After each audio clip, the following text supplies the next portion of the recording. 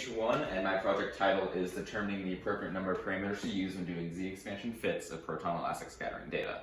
I got my idea through my mentorship at Jefferson Lab. My mentor, Dr. Douglas Higginbottom, helped me get the idea for the project and helped me guide me through the process whenever I had issues. Most of the issues that I had were with coding or with misunderstanding a concept, and whenever I was able to talk to him, we were able to sort it all out. So the main overarching goal of my concept is try to help figure out what the solution to the proton radius puzzle. Essentially, in nuclear physics right now, we are trying to figure out what the true radius of a proton is. Original studies, which I'm going to go into the methods later, used proton elastic scattering, and they got a proton radius value of 0.88 centimeters. But then another study used resonance, and they discovered a proton radius of 0.84 centimeters, which is a 7 standard deviation difference. So the scientists are trying to figure out what went wrong either with the initial study or with the second study, and both studies have seemed to be mostly flawless. However, there's been one minor issue that might lead to the solution of all this.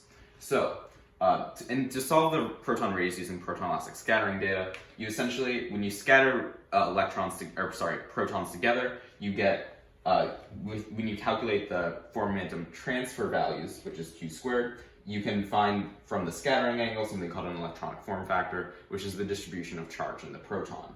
After using that, if you solve the derivative of this curve, this black curve, at 0, you will find, and you plug the derivative into this formula, you will find the proton radius. The issue with that is, because this curve isn't like a single curve, it's a collection of data points, you have to fit the curve using a different polynomial fit. But the issue with that is, you also have to figure out how many points you need to fit it with. So if I wanted to fit at a low max q squared of 0.25, I might want to do a linear line since that line looks pretty straight. But if I wanted to use it at a 0.75 max curve, and I want to use something a bit higher, such as a quadratic or cubic because of the curvature in the curve.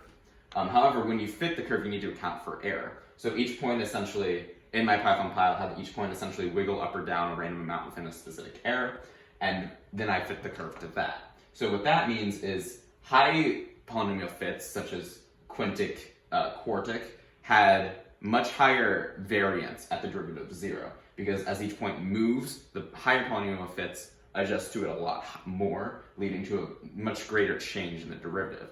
And when there's a higher change in the derivative, there's a higher change in the proton radius. So if you look at this graph essentially shows at which point you cut it off, which point you truncate the data, what the radius is using each different polynomial fit. So if you see quadratic at a max q squared of 0.1, it has a variance of about 0.25 centimeters, but it is off from the expected initial radius value of 0.88 centimeters.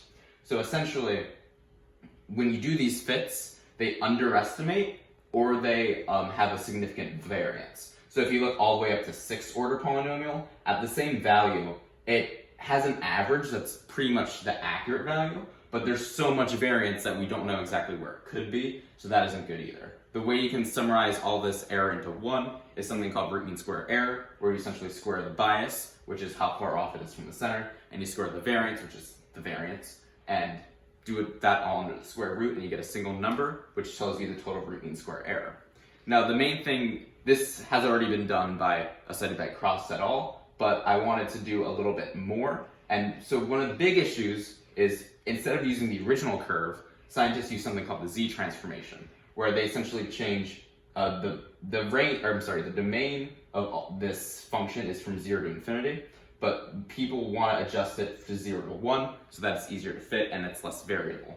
But when you using this function, but when you do that, you need to account for the different fits. So when you fit it the same method doing that, you find functions that have much higher variance, but again, lower bias. So when you do the root mean square error of that, you discover that for pretty much most fits, at lower q squared maxes, q squared has lower error, but once you reach a certain point where you get higher truncation, the z fits start to have lower error. So in the studies that use the z expansion, it would likely lead to higher error than which the original q squared graph had.